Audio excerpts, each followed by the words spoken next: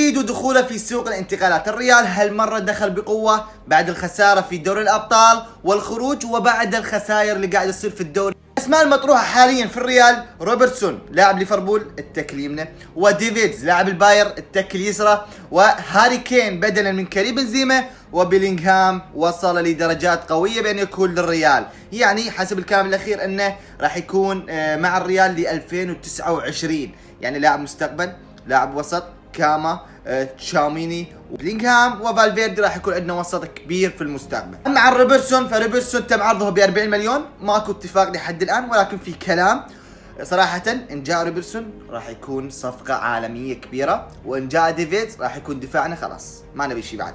عندنا ديفيدز، عندنا ديفيدز وعندنا روبرتسون، خلاص راح يكون فريقنا كامل في الدفاع. في الوسط يجيك بلينغهام راح يكمل الوسط، وفي الهجوم يكون هاري كين باذن الله. ولكن صراحة